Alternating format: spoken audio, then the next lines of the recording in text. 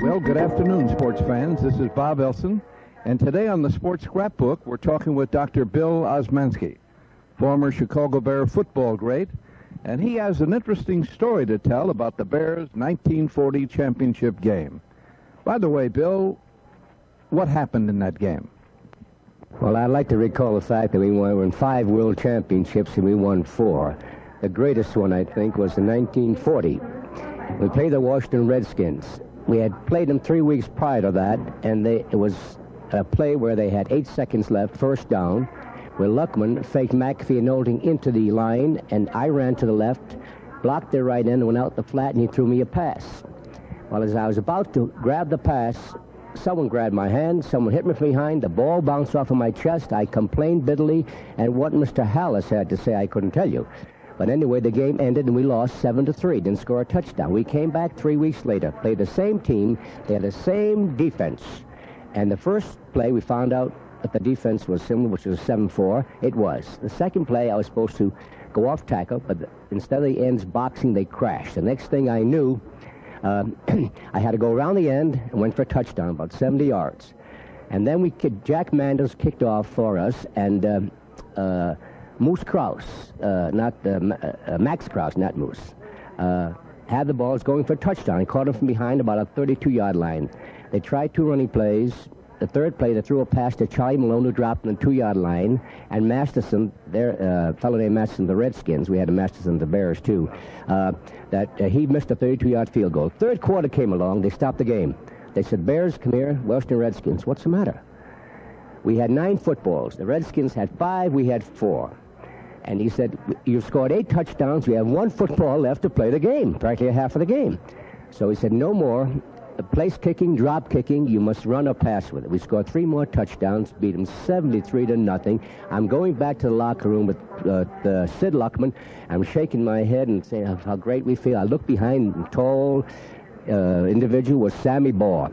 And they looked so dejected. I said, Sam, don't feel badly. He said, Osmanski in his Texas draw, this is the most humiliating thing happened my entire life. I said, well, think what happened, instead of saying if I hadn't caught Krause from behind. I said, think what happened if Charlie Malone caught the ball. He said, I did, and scored in 73-7. Did you play all of your years for George Hallis? I certainly did, and I'm glad I did. Mr. Hallis was very much interested in me, not only as a football player, but he was interested in my dentistry because he allowed me to go to dental school here at Northwestern. And I would like to say that Bob, that we have what I call a Hallis University group. Give an idea, there are many successful businessmen, such as Sid Luckman and many others, and there are 10 doctors, 8 physicians, 2 dentists, and 5 with law degrees who graduated from Hallis University. So I'm very proud of that.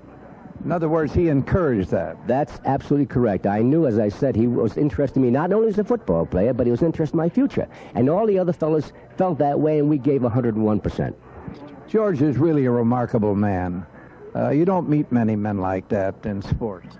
He is one of the greatest men that I have ever met, without any question. If you played with the Bears and you were in dire need in some respect, you didn't have to call him. He would find out about it, and he would take care of problems and help solve them. I could name you countless cases where he's done this. He's a great man. He motivated us in many ways, and he taught us that success was a habit. And this we carried on through life. It was his philosophy. And we believe that you protect each other. And at those days, if I missed a tackle or a block, which I, thank goodness I didn't, he would fine us $5 or $10. Now, if it went for a touchdown, he may fine us $25. And some of them were making $25, $50 in those days. So I do believe his method of coaching taught us a great deal. Another thing about Mr. Hallis, whenever we went out of town or anywhere, we'd be dressed in our coats, our suits, with shirts and ties. And we'd go to New York or California, and they'd say, the Bears are in town. How'd you know that? They're all dressed up, not like some of the other teams. This is way back in those days. So he did teach us a great deal and thought of us that were things we should. He taught us a great deal. Thank you, Bill, for sharing some great memories from your Hallis days.